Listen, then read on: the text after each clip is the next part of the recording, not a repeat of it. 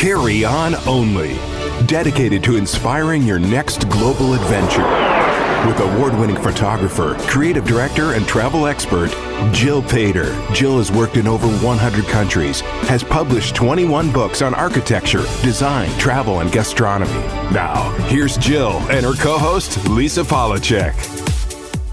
Jill, wonderful to see you again. Likewise. Thank you. I understand we're going to Luang Prabang. Where is that? Yes, Luang Prabang is in Laos. And Laos is kind of sandwiched between Thailand, Vietnam, and just north of Cambodia. So I put it in this season because Cambodia was one of our listener favorites. And when you're in this region, it's so easy to take hopper flights around.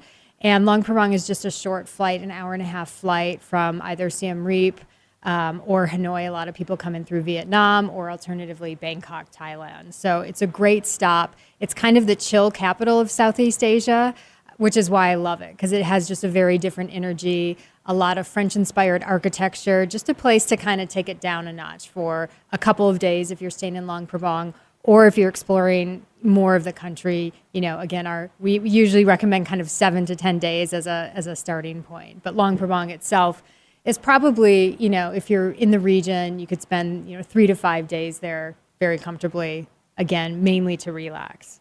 I understand it being on your radar because you were just in the neighborhood already. Yes. But what did you know about the destination going in? Did it have any sort of reputation or characteristics you knew about? I actually knew very little about Luang Prabang until I started researching it. And I found that, it's just a beautiful French-inspired town.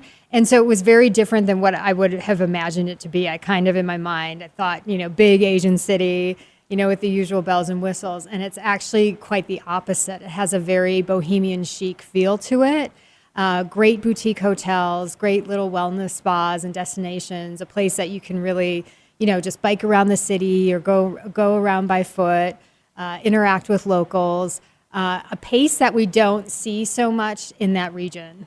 And you worked on a book while you were there, right? Yes, several. So the main book I was working on was Asian Design, which is a book, a coffee table book on wellness and luxury hospitality in Asia.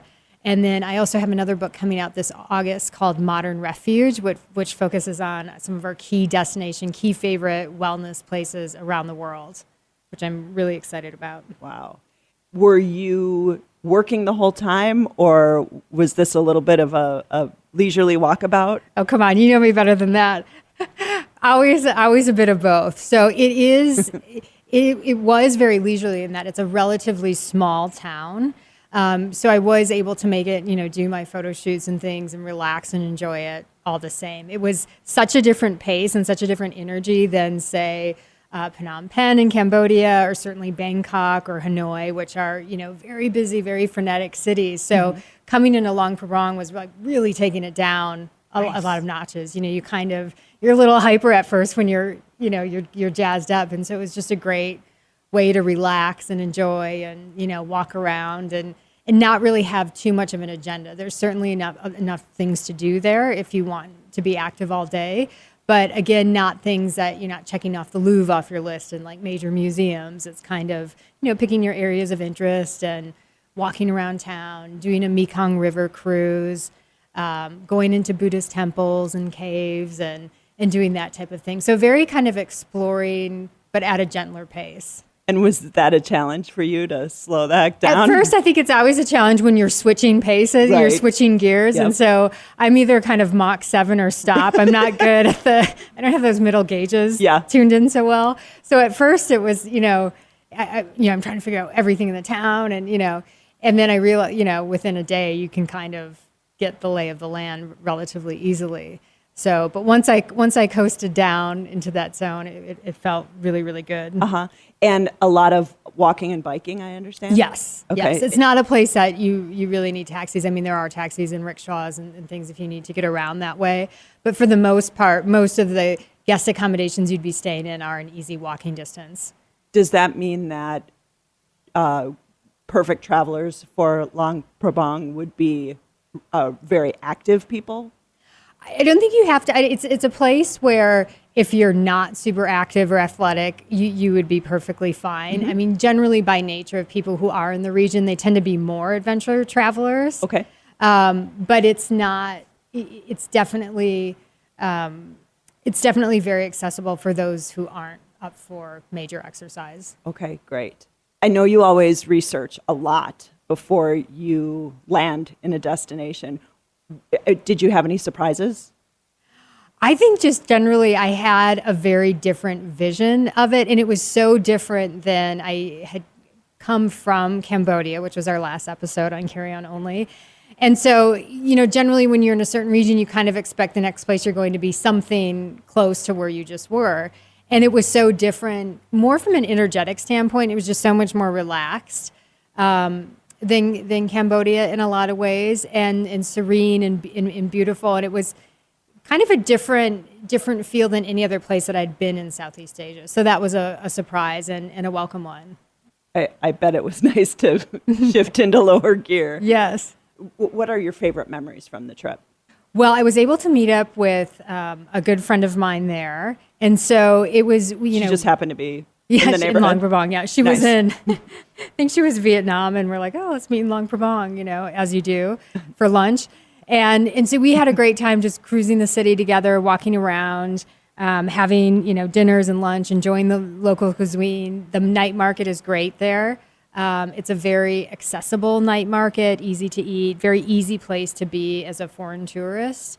And then they have typically I'm not a shopper, but the night market in Luang Prabang has great handicraft items, beautiful purses, handbags, just different knit item, beautiful crafts made locally there. Sounds like you got sucked in. I got sucked in a little bit, and at the time, like the pom-pom things for the purses were so big, and, all over Harper's Bazaar and Vogue magazine, and selling for, thousands of dollars. And you can pick them up in the market there for, $20.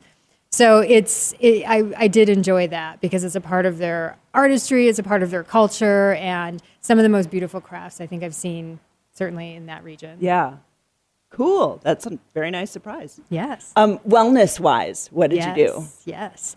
So I love, one of my dirty little secrets is I love going around to all the top, hotels. Like I love to see, their spa services, check kind of everything out. And a lot of it's for this show and the books that I do to figure out, what I'd recommend to other people visiting the location. And so we went around, my friend and I, we went to all the spas, we checked everything out, had our high teas, and I think there's just so much to offer there. And again, it's this very beautiful boho chic kind of environment. And you really have so many options at a variety of budgets. You have everything from, there's an Amman resort there, which I think goes for $1,200 a night per stay, to just kind of very simple accommodations that are, $20 a night.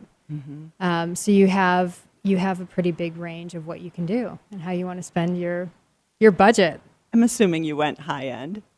Not that high end, no. Actually, we went, I think at the time, I think it was a busier time that I was there. And so we had booked an accommodation that it was actually, I think it was actually on the lower end in terms of the boutiques. Yeah. Yeah. But totally satisfactory. Yeah, beautiful. It's a very, very safe area.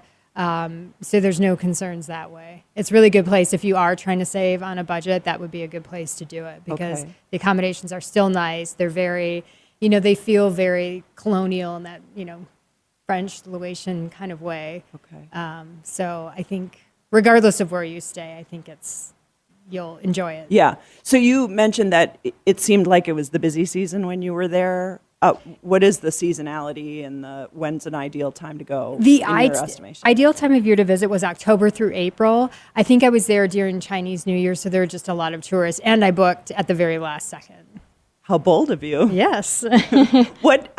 What were the circumstances of you just booking so quickly? Do you remember? I don't quite remember, but I'm sure You were as on the usual run. I was on my lunch break and thinking, I need to, I'm always typing in tickets, as we've talked a lot about on the show. I'm always like checking airfares, mm-hmm. and I think I had this like break in my schedule between shoots, and so I kind of put it together, and I thought, no, I couldn't possibly leave for Southeast Asia in like 2 days and stay there for 2 weeks. And then everything kind of fell into place. I found the hotels, I found the airfare. I didn't realize how easy it was to jump around the region in flights and how reasonable it was. And so once I looked into it, I pulled the trigger and went. Would you recommend that other prospective visitors go very spontaneously, or if you had it to do over again, would you have plotted out and made more advanced reservations? And I think in Southeast Asia, you can really go either way. Okay. It's such an easy place to travel to, and it's so budget friendly. Really? That it's really up to you. Most people, I think, on average, spend a little bit more time researching where they want to go. Mm-hmm. But I think you can go either way.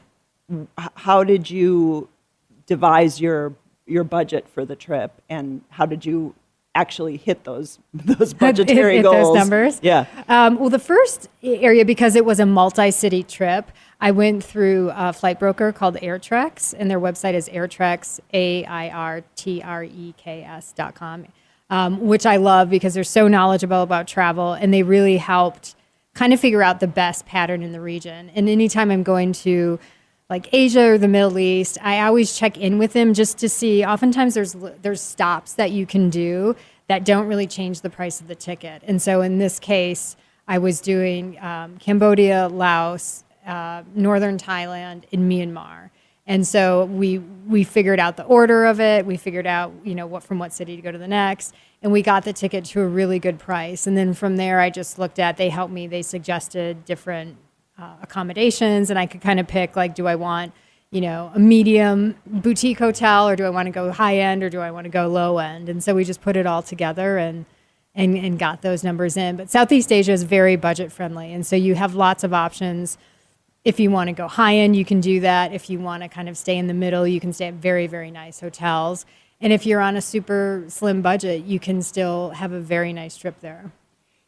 You mentioned a lot of walking and biking, and that it's very pedestrian friendly. Did you need transportation within the country at any point?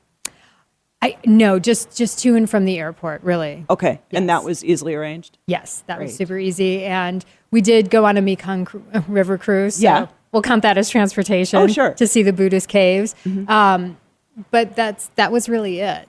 And that was a nice break to just kind of be on foot, not have to worry about getting cars, taxis, Ubers. And also another exercise, another budget thing. Exactly. That's less money. Saving money. Selling out, yep.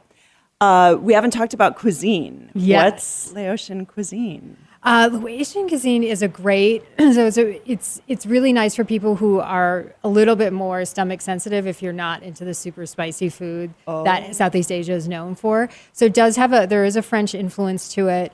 You still have kind of the typical Asian staples to it. And one of the best ways to enjoy it, I think, is to start out your first evening there at the night market, because you can try all different things. They'll tell you what things are, and kind of pick and choose what you like. Being a tourist destination, there are also other international cuisines available as well. But one of my favorite desserts, in fact, I made it in a cooking class. We learned how to make it you take bougainvillea flowers and use to dye the rice and add it. It's a sweet dish that I think is great. It sounds like it would be beautiful. Yes. Cool. We know that you're a very experienced packer, and you are usually able to travel carry-on only. Yes. Wouldn't that be a great title for a That would be great. How did you pack for this trip? The nice thing about Luang Prabang is that it's very casual. I can't think of anywhere that you would be where you would need, any type of really formal attire. There are a couple of nicer restaurants, and certainly in the luxury hotels, there are, but it's very, very casual. Okay. One of the and more of casual course, places. always good walking shoes, Always, right? yes, always. Right. Yep. Right. Well, thank you for this introduction to the destination of Luang Prabang. And thank you for listening. That's all that we have time for today, but please do tune in again next month so you can hear our next episode of Carry On Only with Jill Pater. Carry On Only. Thanks for listening to Carry On Only, dedicated to inspiring your next global adventure. Listen to Jill take you around the world in style, live every week right here or 24/7 on demand at starworldwidenetworks.com. Please remember to like, subscribe, and share. For immediate access to Jill's destination guides, blog, and show notes, please visit jillpater.com and follow her on Instagram at Jill Pater.